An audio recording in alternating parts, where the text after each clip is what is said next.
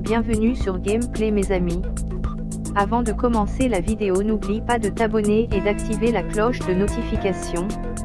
L'essai de sémiotique arithmétique publié par le Pr. Jacques Fémen-Dogo décrit le destin du président de la République du Cameroun. Paul Biya, président de la République du Cameroun, a un destin unique. Révélation faite par le Pr. Jacques Fémen-Dogo, ministre de l'Enseignement supérieur, dans son nouvel ouvrage intitulé « Le phénomène Paul Biya ».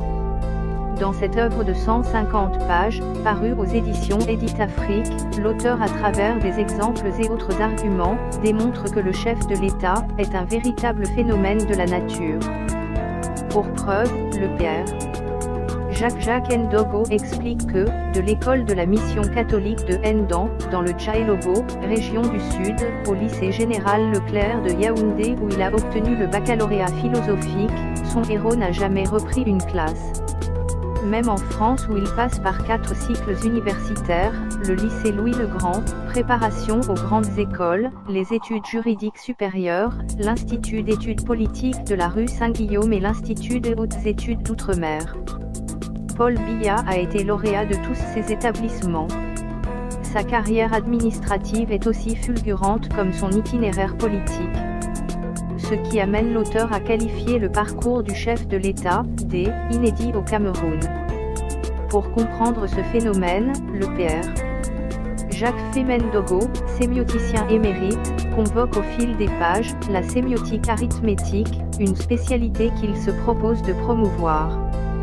Ses recherches le mènent à découvrir une clé de lecture originale, articulée autour du chiffre 4 qui structure le nom, Paul Biya, 8 lettres égale 4x2. Ceci après avoir constaté que le chiffre 4 est le seul qui, dans le système décimal, demeure inchangé lorsque sa moitié 2 est multipliée par elle-même. Ce qui fait du 4 un nombre exceptionnel, voire unique. L'ayant rapproché au nombre d'or utilisé depuis l'Antiquité par les savants, l'auteur, lui-même major d'Afrique au concours d'entrée dans les écoles françaises de journalisme en 1969, aboutit à une conclusion selon laquelle, le système de signes concernant le nom Paul Biya est sous-tendu par une proportion dorée. C'est un condensé d'harmonie, d'équilibre, de clarté et de productivité, précise-t-il. En raccourci, l'ouvrage comporte 3 chapitres. Le premier énonce le fonctionnement sémiotique du chiffre 4 dans la structuration de l'actant Paul Biya. Le deuxième quant à lui présente le génotexte arithmétique qui sous-tend le Cameroun. Le substrat arithmétique du terroir natal du chef de l'État est abordé dans le dernier. Pour l'auteur, l'essai n'est fondé ni sur la magie, encore moins sur des fantasmes.